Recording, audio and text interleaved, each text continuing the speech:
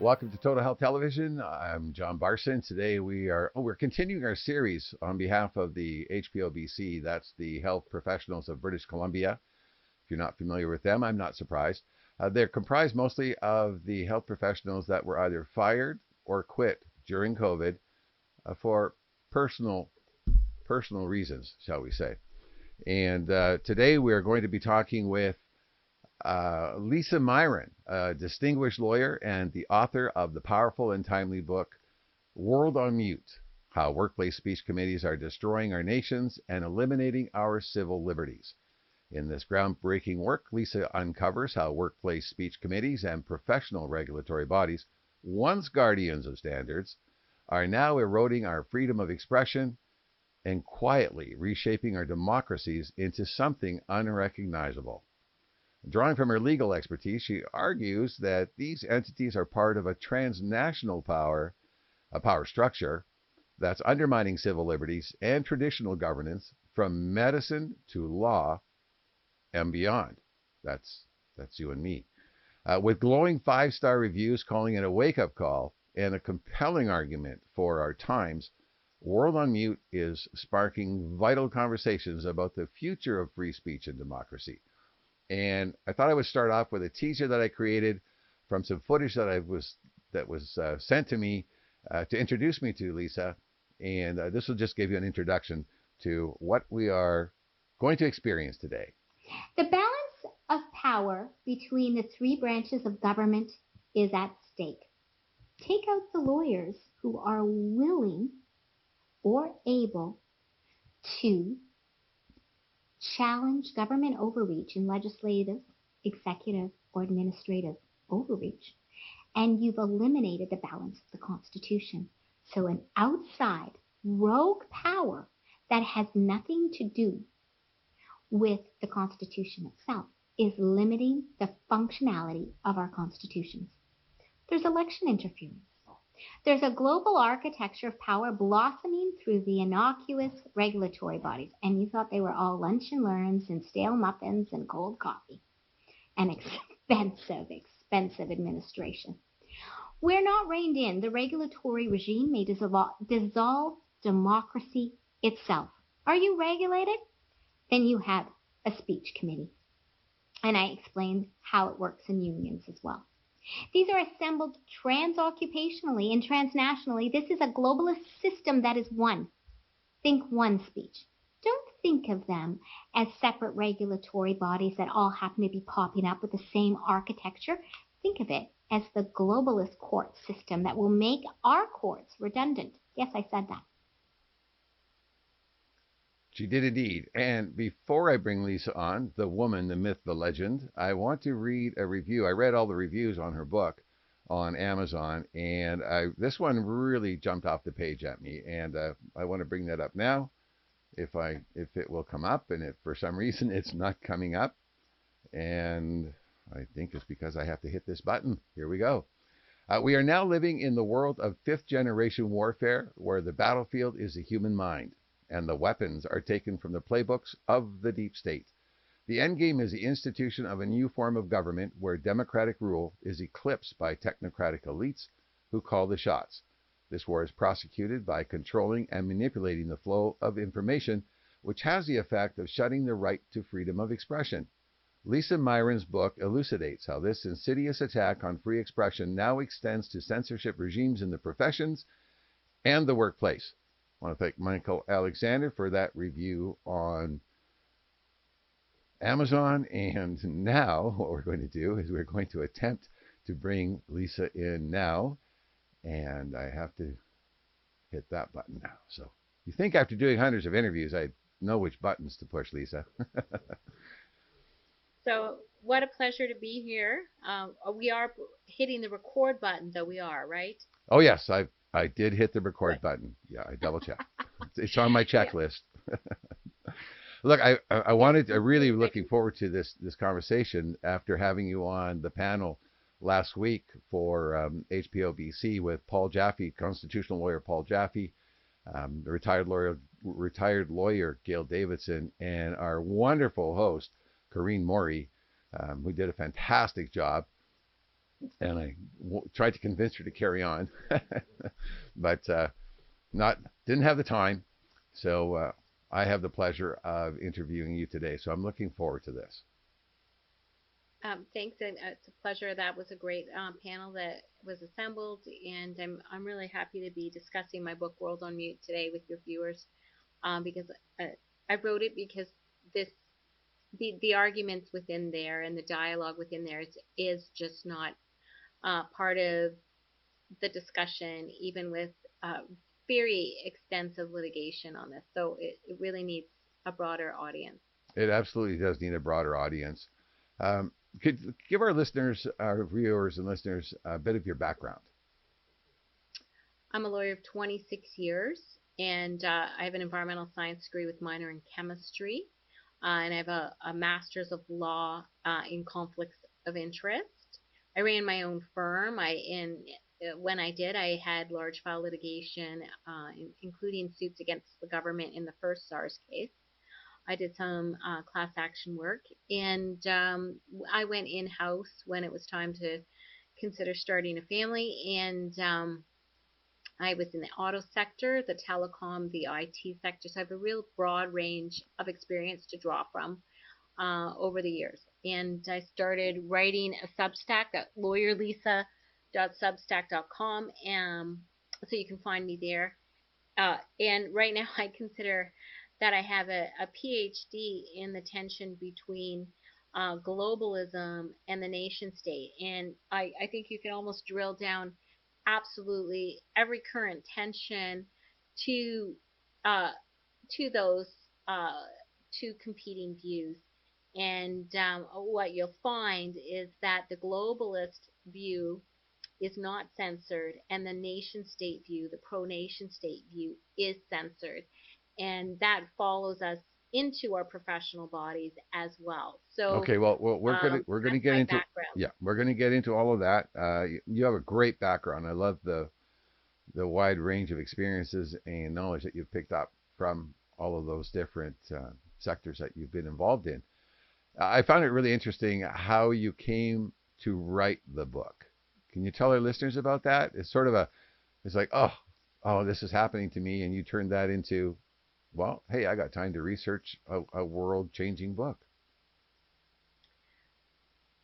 I had a ski accident in 2022 in February, and it put me in bed for the greater part of 10 months. And so through that immobility, God, shuts a door, it opens up a window, and that's when a good amount of the research and thinking started taking place for the book. I actually wrote the book over 3 years, like over a period of 3 years, from 2022, published it finally in 2025.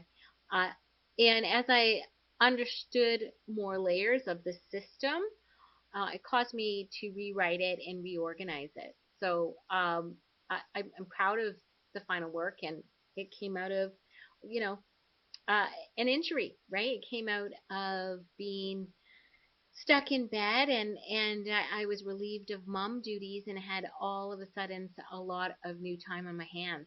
Um, so that's what I did. I made use of it to write a book. Well, you certainly did a lot more with your hospital stay than I did. At one point in my life, I actually spent almost 3 months in the hospital from a tobogganing accident on a ski hill. And I think all I did at the age of 9 was encourage new hospital policies, something along the lines of we have to tie children down and keep them forced to stay in their rooms. I caused so much trouble in that hospital. Uh, I was immobilized at home, so I did have access to things like family, and non-hospital food, and certainly my computer, whereas I might not have been able to do the kind of research in right. an actual hospital stay. Well, Yeah. I did have one advantage over every other patient in that hospital in Uranium City, Saskatchewan, and that was that my grandmother was the head cook in the kitchen. So I, let's just say I think the statute of limitations is long gone. Yeah, she smuggled a lot of healthy food into me. So when she wasn't, get this, I remember hearing her. She was Irish and very thick Irish accent, and I remember hearing a commotion outside my room outside the hospital. It turns out the bears were getting into the trash again, and she was out there with a broom chasing them away. She was like 5 foot tall. Like, you don't mess with Irish grandmothers. Um, You don't. so okay, let's get started here. Let's start off with defining the core issues of your book. You focus on workplace speech committees. I think probably the most famous person who's been persecuted from a workplace speech committee is probably Jordan Peterson. Um, but it's a threat to our civil liberties. So can you explain what these committees are and how they've gone beyond their original purpose to impact our freedoms? So when I first started to research the book, I thought this is a new thing to have speech committees in professional bodies.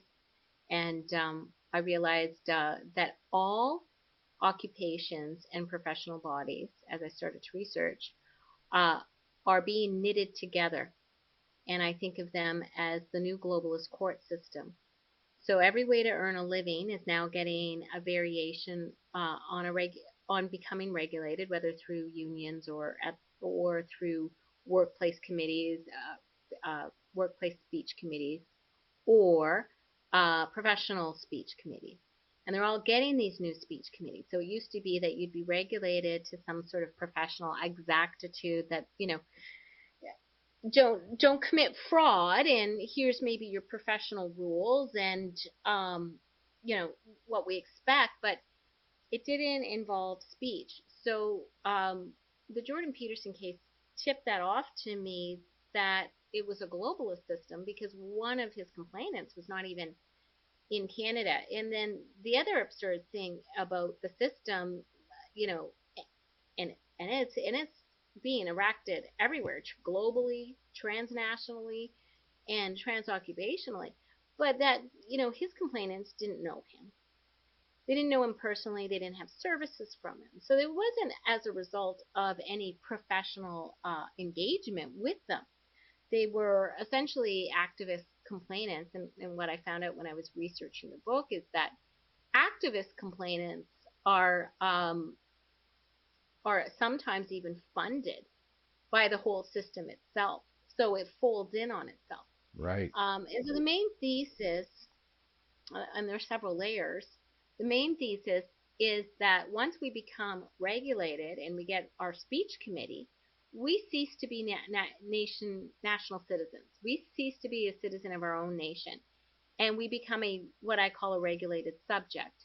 Once you're a regulated subject, you're actually a global citizen. You are no longer a citizen of your country, you're a global citizen. And this is the social credit system, that's going to be perfected with central bank digital currency. And it's making our court system completely irrelevant. It has election interference, right? It undoes the Constitution. And I have all these arguments nestled within the stories of the titans, or what I call the titans, fighting all around the world. And when you think of the titans around the world, you might think of, a case in New Zealand, a case in Australia, a case in South Africa, a case in the UK, in Canada, US. It doesn't matter. They're not ad hoc cases. This is one globalist feast meant to shutter us into our globalist future. And most people have not, they're worked silly. They haven't had the ability to sort of consider what this system is. And they pay their exorbitant fees to get the speech ripped right out of their tongues. And unless we take down the speech committees and see them for what they are, part of the globalist future, they are the globalist future, and as they expand in power, they are a rogue power that diminishes necessarily the other governing mechanisms in our country, in our countries globally. Right. So and then what I also discovered as I researched this, you can consider all the topics that are being censored, right? but it's only one side of the topic that's being censored. So you can talk about gay all day. In fact, there's 260 days out of the year in Canada that are now, celebratory, official celebratory days within the rainbow. But if you should decide that you want greater say about the curriculum, you don't want porn in schools and what have you, um, you're completely censored. And the mechanism is meant to follow the child through the anti-bullying policies, the parent in the policies that are within the school system, the the the trustees, the teacher. Everything is meant to be a censorship mechanism.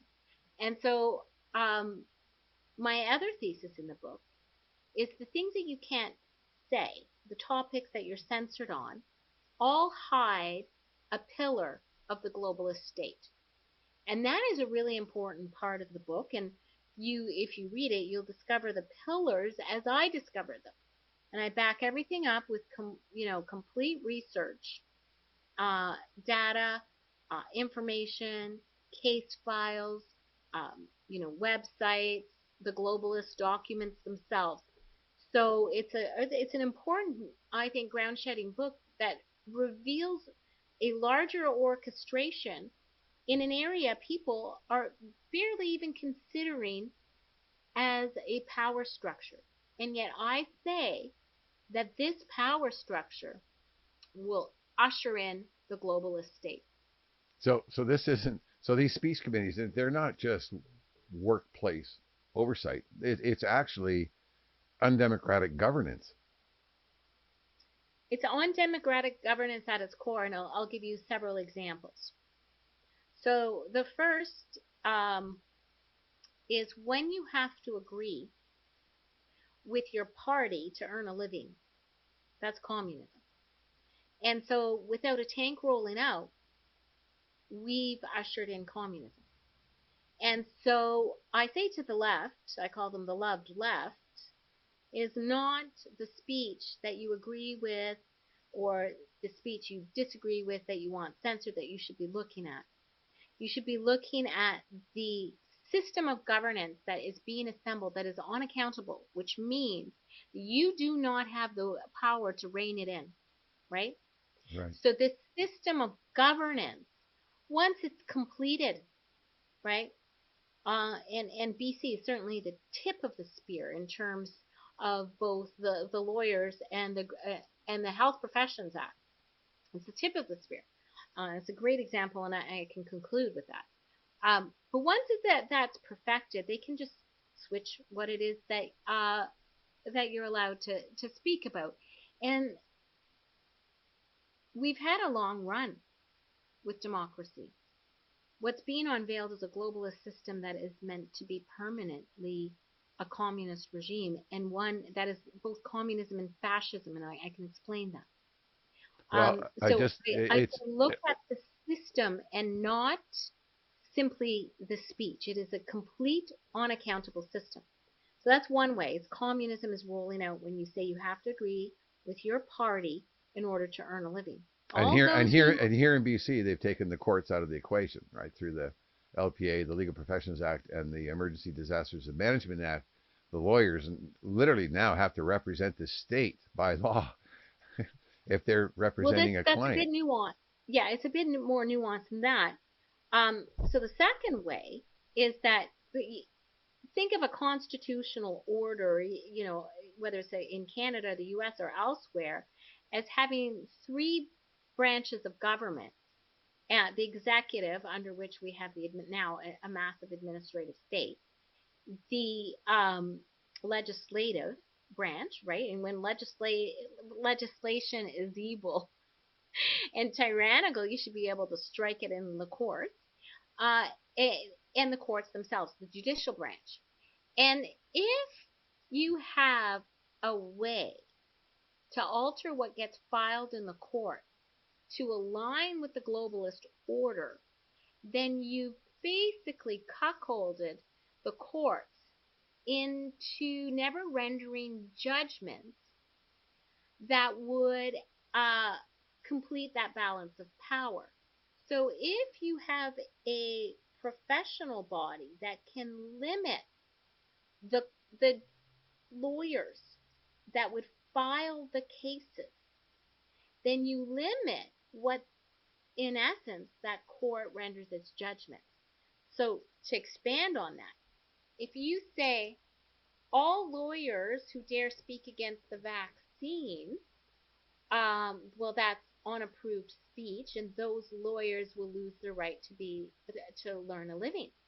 And we are seeing that speech, not merely the speech that you put on Twitter, not merely the speech that you say to your friends or family, but your speech within pleadings themselves. If you cannot write that speech in a pleading, that means that court will never hear it, never get that evidence, never consider it, and never render a judgment. So, examples of taking judicial notice on, safety or efficacy of vaccines, for instance, right? Right. Then you can never put that in the pleading. And the mechanisms within these speech committees are so dark.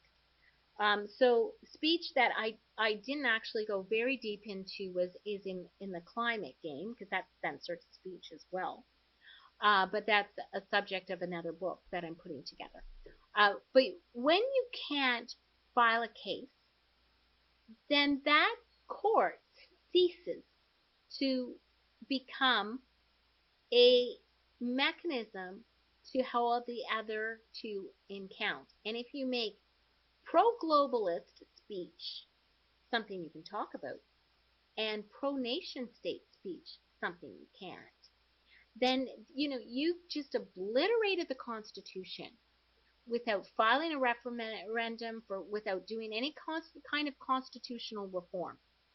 So if you eliminate the lawyers that can file those cases, then that's it. The Constitution ceases to operate, and we've never had a discussion on it. We've never Right. had the premiers. We've never had anything. So even before you had BC, and so let's park BC because that's going to be the last topic.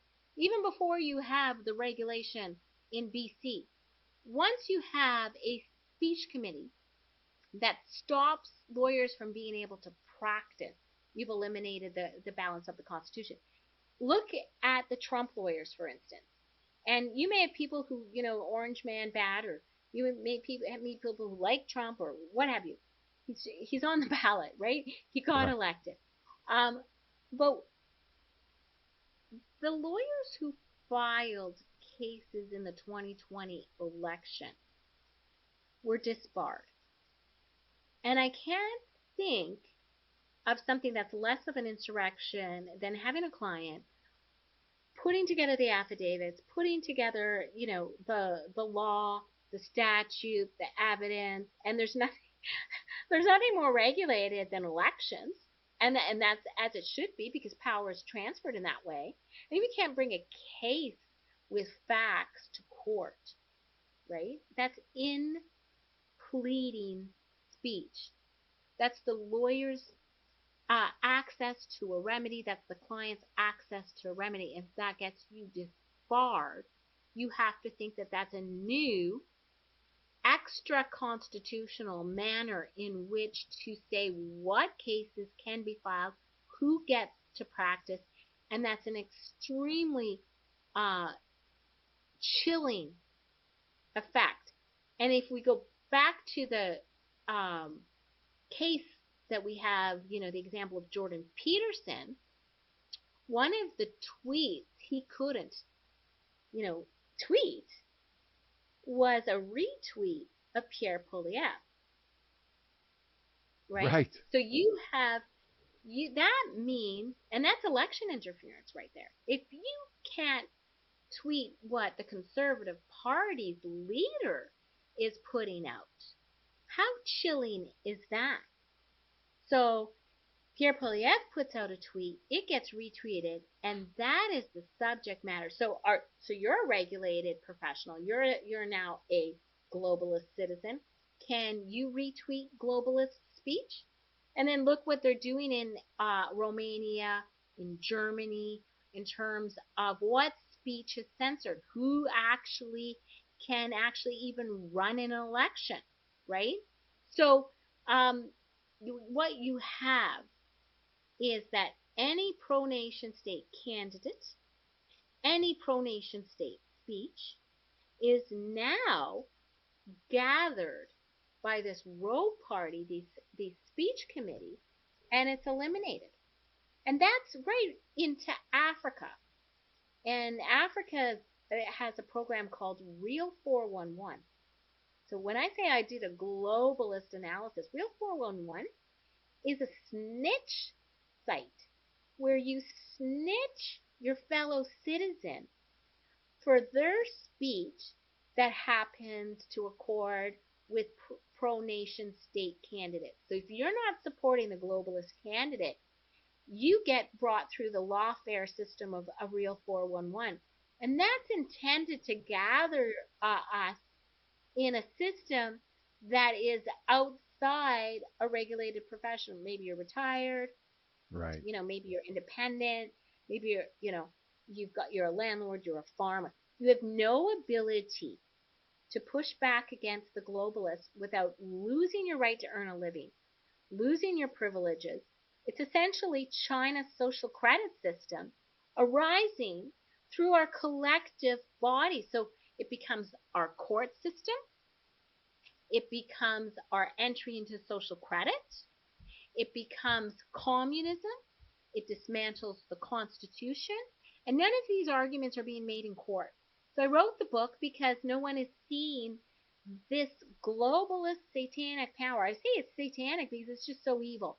It's just so unbelievably evil. Yeah. And then our courts themselves are giving deference to those decisions. So Jordan Peterson has exceptional lawyers, goes to court for judicial review, and the imagine one of the judges in his case, Shabbos, Justice Shabbos, who champions these very speech committees for lawyers at the PAC, and so I think to myself, this is all being cooked. It's going all the way, and no one is making the arguments. They're making the law arguments in statute and in common law. But we, I say, are as lawyers and as judges, are officers of the court, and we are supposed to uphold the Constitution. And these uh, bodies, these extrajudicial political bodies, are now globalist bodies, and globalism is taking down our Constitution, our way of life, not only our speech and our freedoms, but absolutely everything that what it means to be alive in a Western society. It's eliminating it, and people Right. haven't even put it together as a globalist system. So that's why I wrote the book, and that's why I think it's an important read. Well, it really, as you say, it's really a new power structure that's replacing our government. They're unelected global elites, and uh, they are infiltrating, and they're pulling it off. BC being just a prime example of what's going on there. Um, so you're describing how it's taking shape. What does this mean for the future of democracy, though? Do we have We a take down these do we even have a democracy? we take down these bodies. It's the only way it goes. It's the only way it goes. That's my entire message to anybody who takes free speech seriously, who takes democracy seriously, who takes actually having a nation state seriously, and doesn't want to be a global citizen with no recourse. These bodies must come down. The only way is to see them, to discuss them as a globalist court system, to make us regulated subjects, to denude us from our rights, our constitutional rights. We have to have the vocabulary necessary to discuss it. The only way through everything planned for us in terms of the globalist system and moving to a globalist system is right through those bodies. And I'd say about 20 or 30% who are governed, maybe higher, resent them, resent having to toe the line on speech, resent not being able to discuss what's important to them, resents not being able to discuss the path that we are groomed to take. And we win when these speech committees come down. And right now, there's still a fair amount of power within the regulatory professions or bodies, real estate agents, all of them. Every single way to earn a living, we have to reclaim them from these speech committees. And I'm waiting for JD Vance to start discussing this. I'm waiting for um, the big voices on the right. And hello to Jordan Peterson. I'd love to be on your podcast. We need to empower people to see this as the globalist court system. And until we do, we're not going to win. So I wrote the book for that purpose. And Well, it's quite but policy. the thing is, I mean, you look at what's going on right now. Just so much. There's just so much in the news that it's got to be really challenging for the average person to just assimilate all this crap that's going on in the world. But I think when you think that, yes, we need to get people in power to help make in the right positions of power to help make some of these changes. I mean, just look what Trump ran on. I mean, he ran on no wars. He ran on releasing the JFK That's files. a He broader ran on discussion. Epstein and Dan Right. Bongino and all of them, and they all get into Yeah. power, and then all of a sudden there's no Epstein files.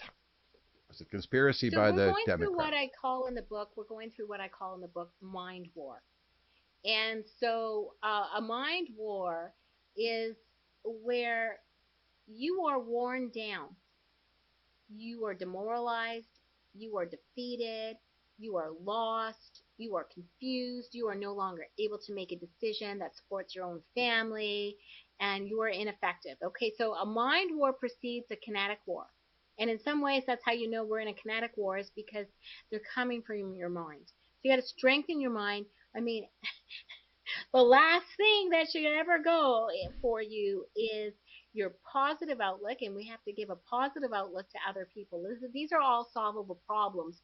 And when we, act defeatist and we act confused and we act whatever, politics isn't Trump. And what I'm saying in the book is that we need the big speakers to describe what I'm describing in this book. And the fact that there's some failings right now, and there's going to be failings as the globalists are pushing for what is their hegemony. And I think it might be useful to see what the pillars of the globalist state are. And you're going to have to read the book to do that. But I can tell you, Right. read the book. AI, we're going to be governed by AI. And, I wrote the book. It's right now, I've devoted myself to it. Our money's no good when we go to CBDC. Make it a bestseller. Buy it. I have people who are putting it in their public libraries. My mother, she puts it in her public library in her small town. And the other day, someone was biking by her house. And everybody knows everybody.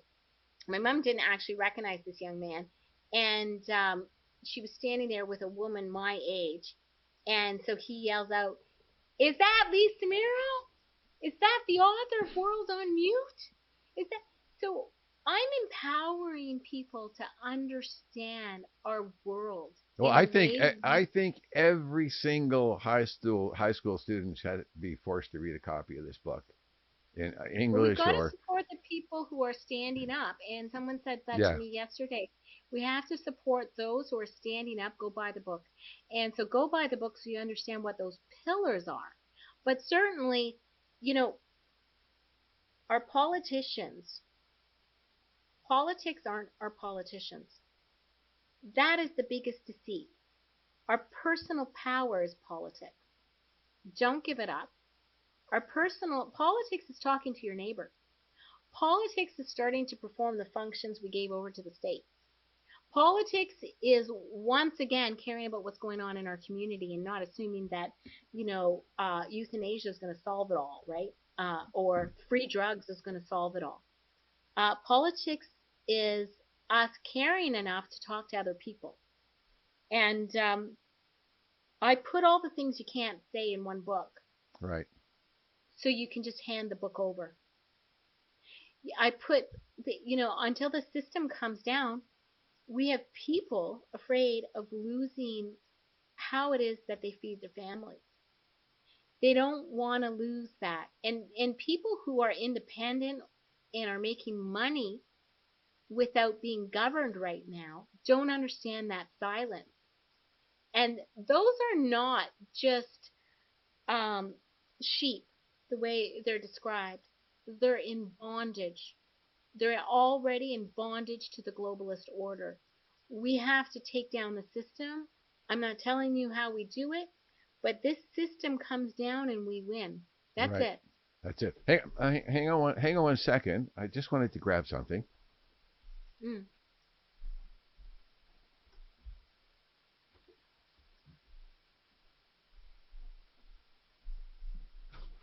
Books. I have to plug my headphone back in here. Hang on a second. Books are powerful. I was in media for years, radio, mostly radio, some television, and I'm a news guy. I like to know what's going on. I like current events. I want to know what's going on in the world. And another woman came into my life years ago, and it was this book. Mhm. Mhm. Cheryl Atkinson. And I remembered seeing her on the news, on television, and she always struck me as, articulate, smart, always had great stories, investigative reporter, everything you wanted in a journalist. And Yeah. when I read Slanted, I haven't watched regular news since. I haven't watched MSNBC. I mean, I'll go grab a story if I need a clip or something, but I don't watch any mainstream media anymore since I read her book.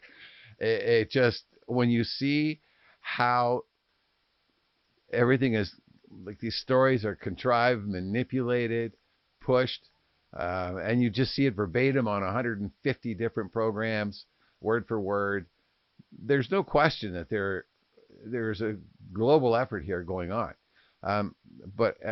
So I recommend this book as well. So these are the two books I think everybody should have in their library. Slanted, so you understand how the media is manipulating you, and Lisa's book, so you can understand what the global elites are doing, using the media to get to us all.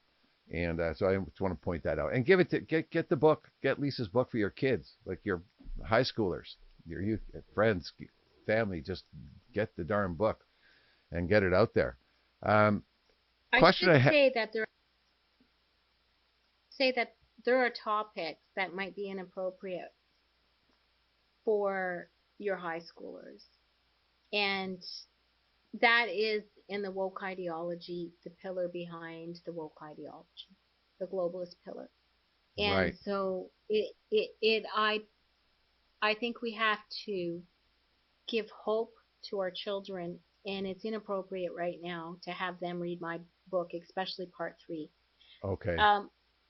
Right, is I do not think that it would be appropriate for them to read this, and that's notwithstanding that they're like putting porn in the schools, and I was just. that's not what Yeah, that's the it's thought that's going through my notwithstanding the mind. It's fact. okay to do the whole gender thing and wokeism and porn and oral sex to elementary school students, but yeah. My book says that we're going to potting children, We're and going so to the what? woman Sorry? is redundant. Sorry, I missed that. Potting children.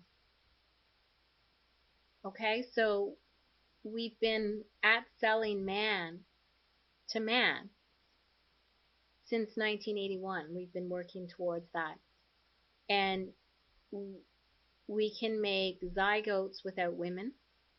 We have artificial placental technology. It's the ultimate monopoly.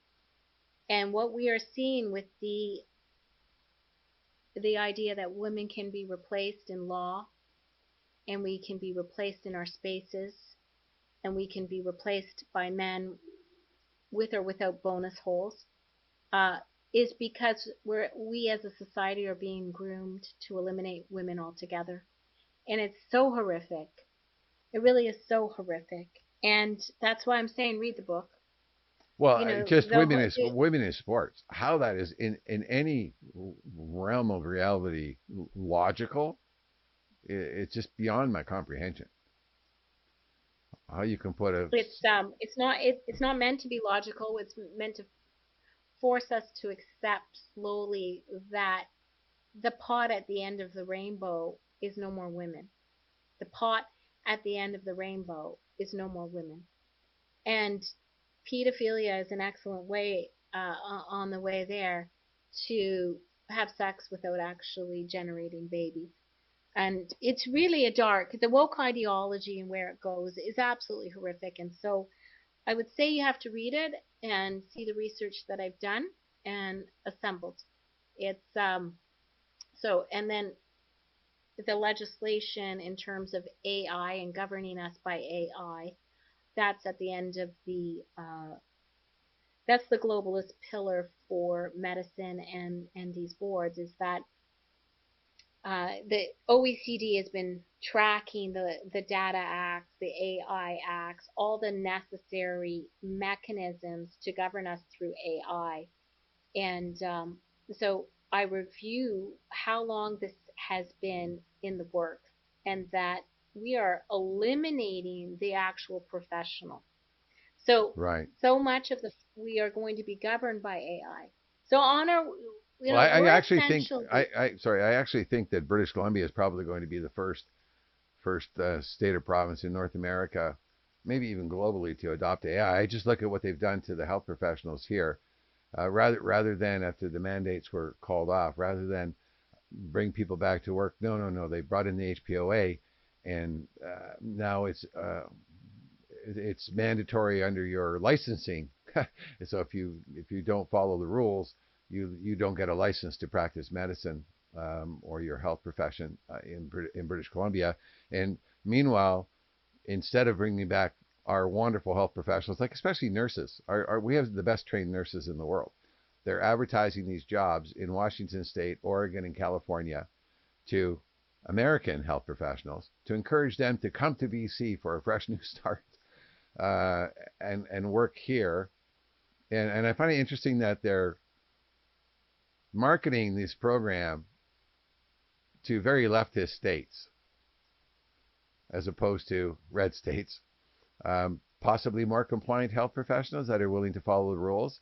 So I think that if their goal is to eliminate, to hire professionals who, oh, and I wanted to make that point about the nurses. So when you hire a nurse from the U.S., they have a 2-year degree, a college degree. You hire a nurse in Canada, she has 4 years, or she has 4 years, they have 4 years.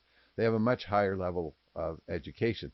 So we're losing people that have had 5, 10, 15, 20 years of knowledge and replacing them with people who will just come here and say, oh, yes, to their political appointee bosses on their health boards and follow whatever yeah. policies that they develop, right?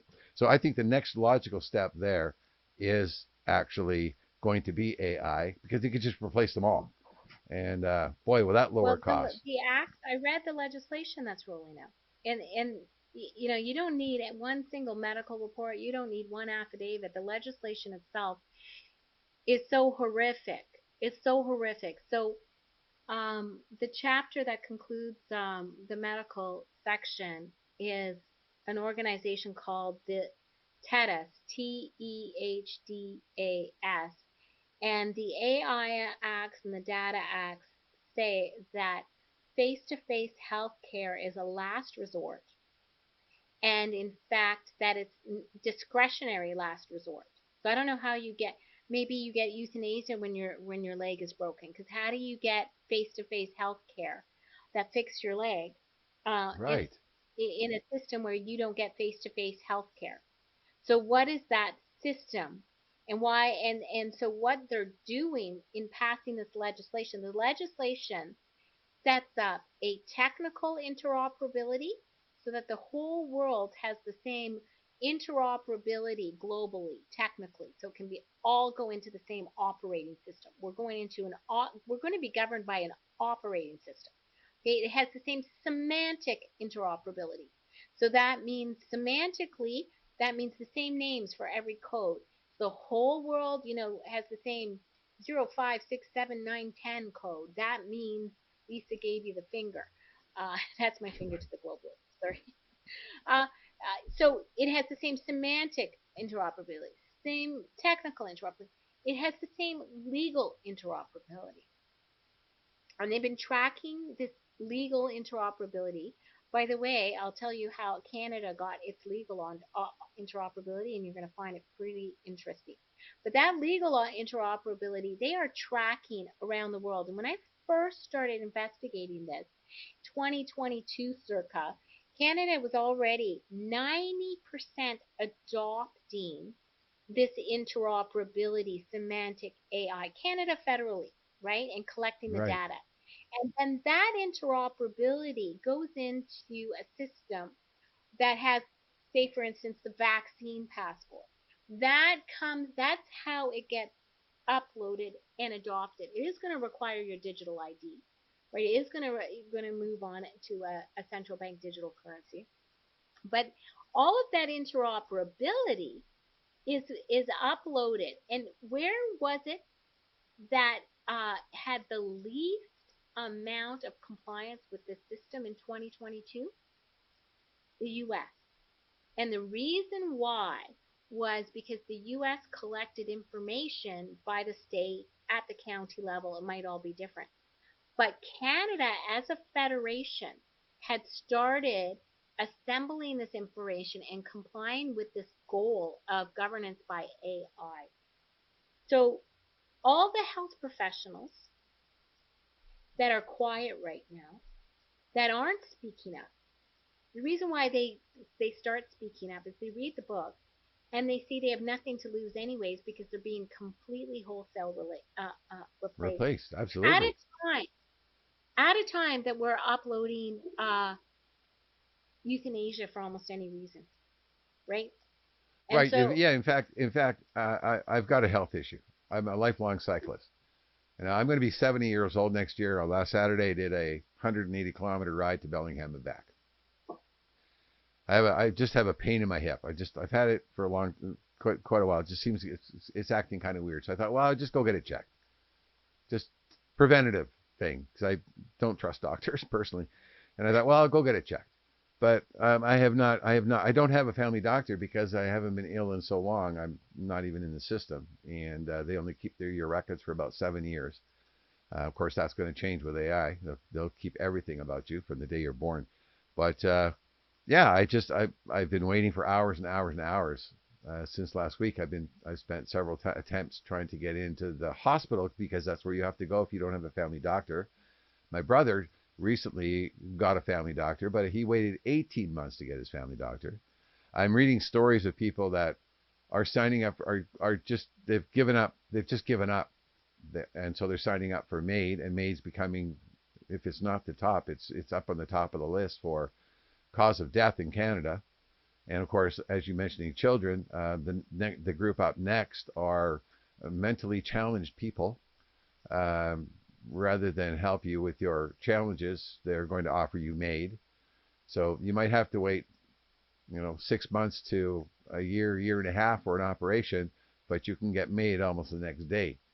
And I have too many MAID stories already, and uh, it's one comes out of a place I used to work for, and um, it a colleague's mother goes in for a sore back.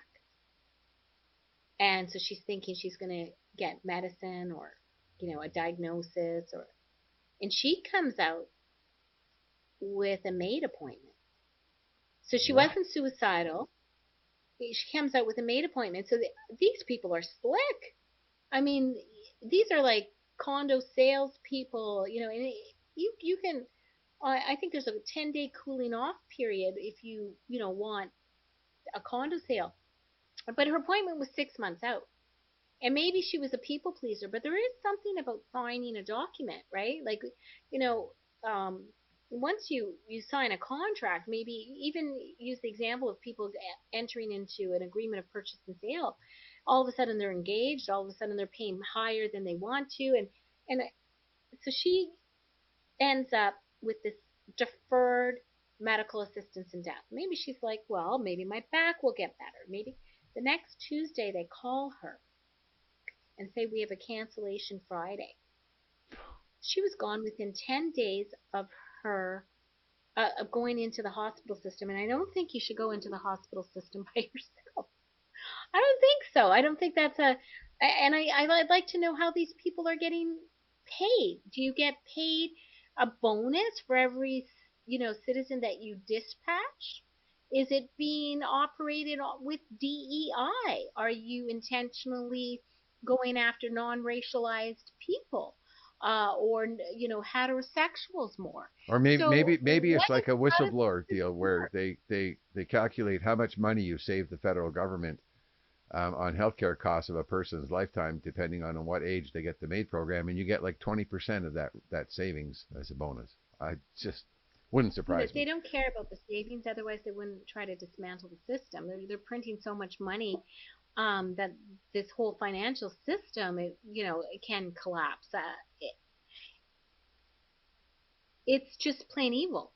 We should, the opposition to capital punishment always was that we don't want the state in the business of killing citizens, Right. and we're back in the state in the business of killing citizens, and there's a conflict of interest there, and so this system is just evil, right? And it's just evil. And so you have this idea. We have a prime minister, um, Karl Marx Carney, as I call him, who I have him, and I can send you the link afterwards. He says in a lecture that we need a carbon budget, and global citizens are going to get personal lifetime carbon budgets. Okay, so let's unpack that. What happened to borders, right? Global citizens. And let's unpack that. A lifetime carbon budget, personal to you. What happens when you've had too much meat, or driven too many gas cars, or lived in a house that they say is too big, right? What's happened? You've gone through your budget. You're over 35. What At the same time that he thinks we should have personal lifetime carbon budgets, we're rolling out euthanasia, right? With an expanded, system, and euthanasia, I I think is in my population activities book. But let's also unpack that Canadian legislation. The Canadian legislation stipulates that, and I'm sorry, I've got an alarm going off, Not a but problem. I, okay, um, You it's a want to turn it person. off? Can you turn off the Hold on, alarm? let me just Sure. get rid of that alarm. I'll be right back. Okay.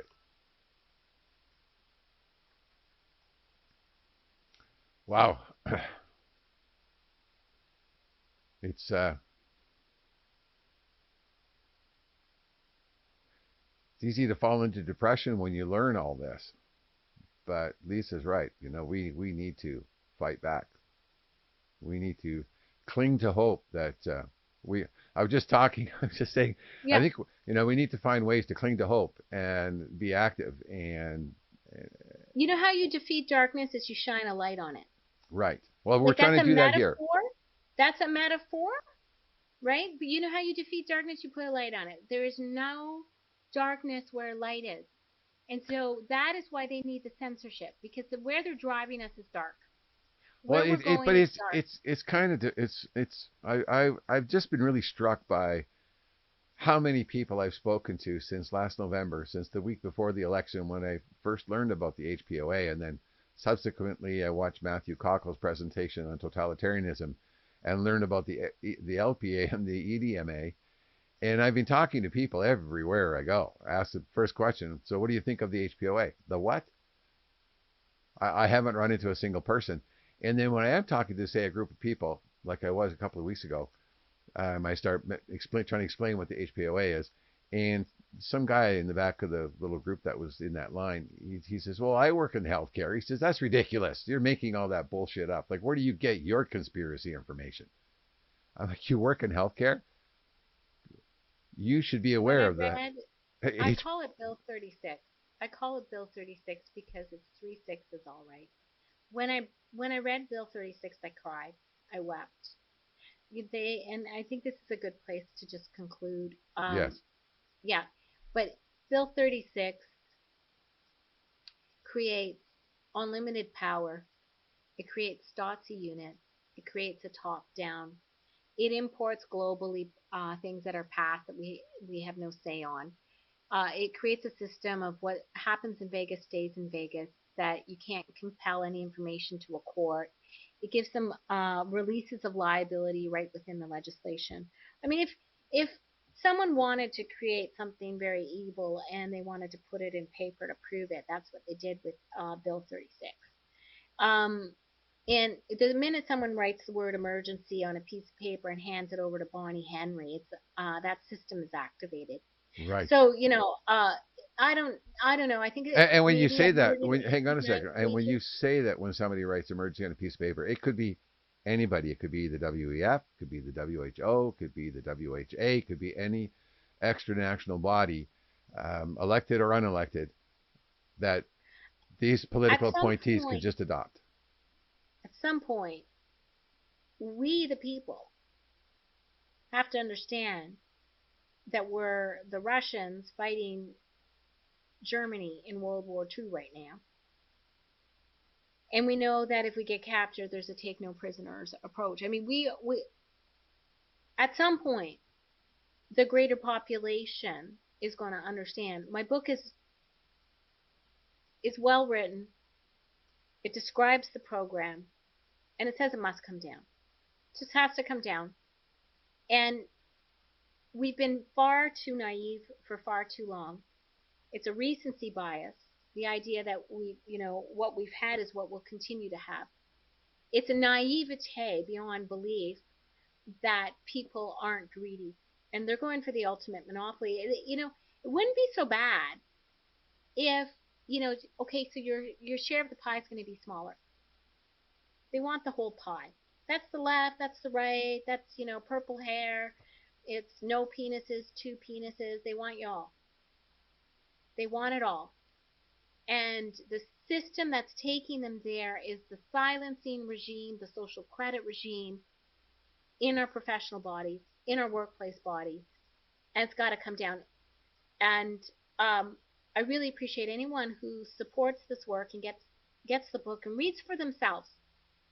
Don't read it, let it sink in, and then become active. What I conclude with in the book is that about 25 years ago, I wrote a poem,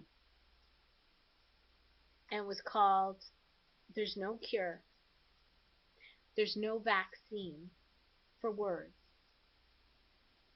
And I wrote that poem, over 2 decades ago. And my book is the long form of that poem. It was literally, this ditty was going, and I used to perform at parties. I used to do spoken word. I used to win spoken word contests. And so how I know we're winning is there is no cure for our words. Our words take this down. They would not work so hard to silence us if they weren't afraid of our words. Right. They would not work so hard to take down our political system if they weren't afraid of the accountability that we could bring. They wouldn't work so hard to poison our minds if they weren't afraid of free people who think they're free and can think freely. They wouldn't work so hard at it if they weren't afraid of it. They're afraid of our words. They're afraid of us bringing political accountability to them. They are afraid of it. And that's why they've set up this system. You can say, oh, well, the system's so powerful. Or you could say they need a system because they're afraid of our words. There's no cure, there's no vaccine for words. Before I understood that meaning in letters, I think I was sane, but now I am framed, boxed in by the words, the ones you said, the ones I couldn't. Never said as that one meaningless thing, a song, a ordering, a ABC, better to forever hum a tune, play the violin, not with fire, spell one letter at a time, spell fire. There's no cure, no vaccine for words. I mean, it goes on. And what I Wow. want to tell you is that you have power. And they create this system because they're afraid of our power. And so we must stop thinking we're small, insignificant, incapable. And we must think that we have a power so great and so grand that they must come up with laws to take us down. Laws, this is what I put on my Substack once, and I'm going to create a t-shirt. Laws that spell tyranny spell nothing at all. Because that's an oxymoron. It's an oxymoron to put together a law that is amoral. Laws come from morality, or if they spell tyranny, they spell nothing at all. Right. I really would hope that people buy the book, consider what I've written, but do not be afraid, and strengthen your mind and give hope to others, because that is so important these times. And I got to thank you also for giving me the time to tell you about my book, John, and for this interview. Well, I want to thank you for your work, for the book, for the research, for bringing in the receipts. Um, you give me hope. You give me hope, and that's why I'm doing this series on behalf of HPOBC under Total Health. Is I want to give people hope, but we have to share this. People have to take action. They have to make their political appointees accountable. They have to talk to their elected representatives. They have to talk to their family. They have to talk to their friends and neighbors. And through books like yours, especially yours, it gives them all the information, gives them the ammunition that they need to have um, grounded Read it and give it conversations. to a lawyer. Give it to a Read it lawyer. and give it to a lawyer. Read it and give it to a doctor. Read it and give it to a real estate agent. Read it and give it to a politician. Yeah, You'll understand you why know, it has to be said. after I read Slanted, I remember I work with another group up on Ryder Lake Studios up there. They do local programming, and I remember the mayor, who I've known. I mean, I'm at that age where I know all the politicians and the mayor and all these people. I went to high school with them all, so I gave the mayor my Slanted book. I said, "You've got to read this. You think you have to understand the media. I mean, you're a politician.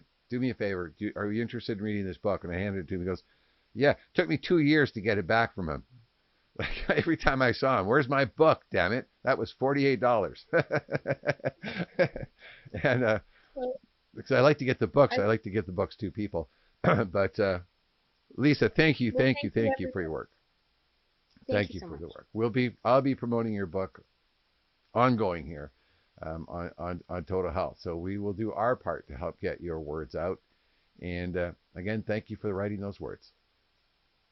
I really appreciate it. Thank you, everybody. And Oh, when's your I next want book to win coming? Sorry, your next book.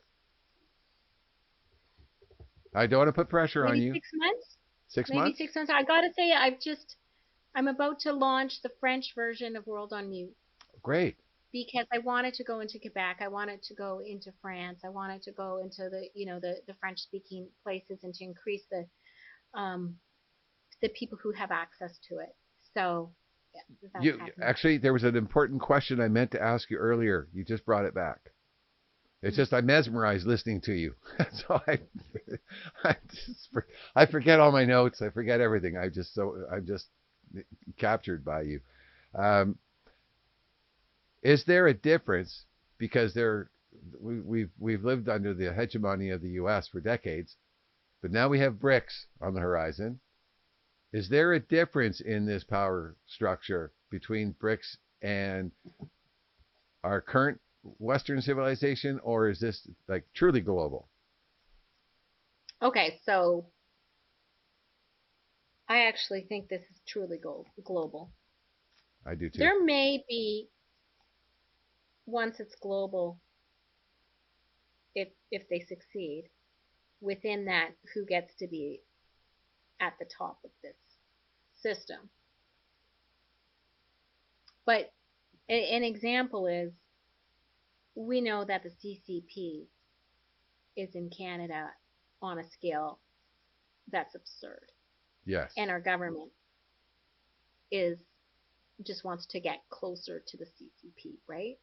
And then you have within that our government saying we want to get closer to Europe, right? We want to be part of the European Union. So you have the European Union and you have the CCP within Canada. I mean, Canada is really the perfect example to establish this, right? And then at the same time, you have the Ukraine war with Russia, right? And you have China saying, well, we're going to support Iran. And you have the idea that we're going to increase, violence and wars, and that's part to population, and it's part, you know, make money building the war and the bombs, and then make money rebuilding the states and rebuilding them into a smart city, cognitive city, or 15-minute city, or whatever prison Right. city system that you're doing. This is global, completely global. I've sometimes wondered, the only places where I've wondered where there could be still tensions. They describe this as a perfect multipolar world, but I don't see it. Like, why do people sit down together and sign documents that denation state them, through sustainable development or through the WHO? Why are they deferring all their power to globalist organizations that take it away from the nation state when the nation states are supposed to be at war with each other? Like, they sit down like little girls coloring together, and here's our international health regulations, and we're now Right. governed by that. No, we are at war. The war is against the people. But I'll tell you, the only place that I've ever wondered whether or not there's still tensions is between China and Israel. That's it. And other than that, I think it's all sewn up. And they all sign their sustainable development. Right. They all sign their WHO. They all sign the international health regulations. They all sit down and and then tell us we're at war with each other. Right. Well, so I don't. It's all a show. Well, you would think. I know you have to run. One thing that dumbfounds me about the influence that China has in Canada is you don't hear a word about that in the U.S. media. Like I would have Hmm. thought that would have been the like a key point when Trump said that make Canada the 51st state so we can keep communism away or something. I was expecting that argument, but There's a fair amount of exposure of it. To fentanyl, right? They know that okay, it's China bringing in the fentanyl, right? And so, that's discussed. That's discussed. I mean, it's very worrisome to me on that Epstein uh, list, and it's very worrisome. It's probably, I've wondered, is it Carney and Diana on that list? Um, no, that thought never occurred to me. That's a good, yeah, yeah. well, okay, so there's so much to Okay, there's so many think things we could about. talk about. Thank you Well, for the opportunity, guys. okay, I'll have to have you back. I'll have to have you back, and we'll have to carry on this conversation. Um, how long's your book been out? End of May. Okay, so it's still real. I mean, I knew it was published this year. I didn't check the publishing date. All right, so Yeah, well, let's get your book out there and get it well read. That's our job here. Okay. that's our job. All Thanks, right, guys. Lisa. Thank you for your Bye time. bye. Take care. Wish you well. And send me any links that you think you would like me to post beneath our video. How are people going to follow you? Like you're on Substack? Oh, Lawyer Lisa at Substack.com. And if you need to reach out for, podcasts or what have you, use the Substack emails or messaging system so that we can be in touch. Okay. And I'm really The World on Mute is on Amazon. And if I get back at that computer, I'm going to be getting the over the next few days the French one up. So Right. Okay. And in the meantime, vive what la we résistance! Vive la résistance! and I'll need the Spanish version, Latin American Spanish version for my family and friends in Mexico. So we have to get started on that next, please. My Spanish isn't good enough to help you write the Spanish version, so I have to rely on Google Okay, Translate. guys. All right, Lisa. Thank you very much. Take care. You have a great day. Take care. Bye bye. Bye bye. I could talk with Lisa for hours and hours and hours. Lisa Miron, The World on Mute. Get a copy of the book. Talk about this. Share this information with your friends and family. That's it for this edition of Total Health. Coming up next week, what did I do with that? Hang on a second here. I'm going to bring this up.